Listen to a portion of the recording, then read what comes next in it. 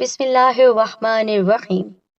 تمام تعریفیں اللہ رب العزت کی بابرکت ذات پر اور بے شمار درود و سلام ہمارے نبی محمد مصطفیٰ صلی اللہ علیہ وآلہ وسلم، ان کی ازواج مطہرات، ان کی آل اور صحابہ کرام پر۔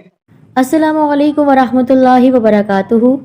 میرے پیارے ساتھیوں، ہمارے پیارے نبی صلی اللہ علیہ وآلہ وسلم نے ہمیں دعا مانگنے کا طریقہ بھی بتایا ہے، اور آپ صلی اللہ علیہ وآلہ وسلم نے ہمیں یہ بھی سکھایا ہے کہ اللہ تعالیٰ کا ذکر کیسے کیا جائے۔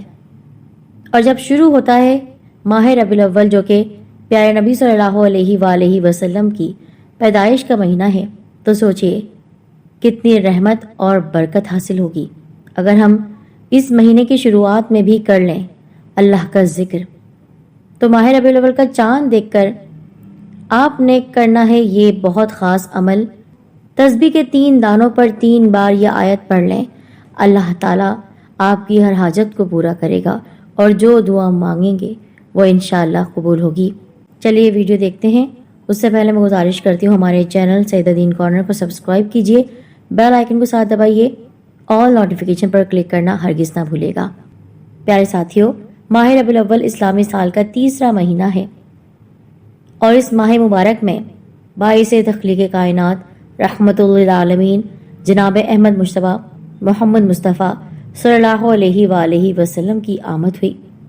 آپ صلی اللہ علیہ وآلہ وسلم اس دنیا میں رحمت بن کر آئے، جلوہ افروز ہوئے، اس لیے یہ مہینہ بڑی رحمت اور برکت والا مہینہ ہے۔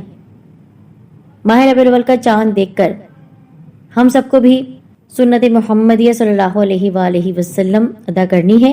جس طرح ہمارے پیارے نبی صلی اللہ علیہ وآلہ وسلم نیا چاند دیکھ کر دعا مانگتے، اسی طرح ہمیں بھی دعا مانگنی ہے، اور ترمذی شریف میں یہ دعا موجود ہے، مل کر میرے ساتھ دہرا لیجئے۔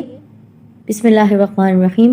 اللہم اہلہ علینا بالیمن والایمان والسلامت والاسلام والتوفیق لما تحب وترضى ربی وربک اللہ۔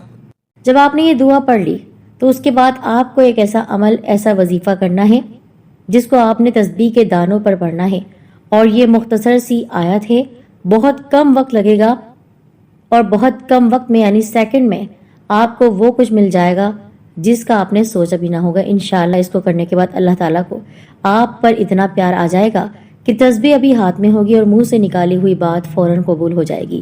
یہ بہت ہی آسان، مجرب لیکن طاقتور عمل ہے، اور یہ 100 رکعت نوافل پڑھنے سے بھی بہتر ہے۔ آج کا وظیفہ بہت خاص ہے، قرآن کریم کی ایک آیت کا وظیفہ ہے۔ جو بھی انشاءاللہ اس کو پڑھے گا تو اس کی خواہ کوئی بھی حاجت ہوگی، اللہ تعالیٰ اس تسبیح کو پورا ہونے سے پہلے اس کی حاجت کو قبول فرمائے گا۔ آپ نے کیا کرنا ہے؟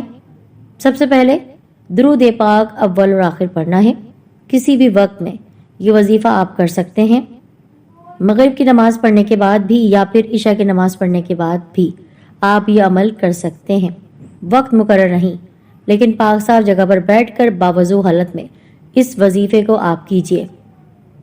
غور سے سماعت کیجئے، میں کس طرح عمل آپ کو بتا رہی ہوں۔ اول اور آخر آپ نے 3 مرتبہ درود پاک پڑھنا ہے۔ درود ابراہیمی نماز میں پڑھا جانے والا درود پاک آپ پڑھ سکتے ہیں 3 مرتبہ شروع میں۔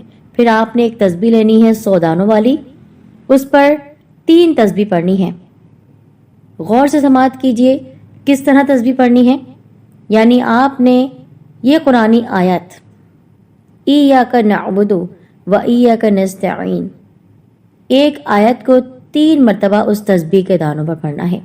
اب اس کا مطلب یہ نہیں کہ آپ نے صرف 3 دانے پڑھنے ہیں، بلکہ آپ نے 300 مرتبہ یہ عمل کرنا ہے۔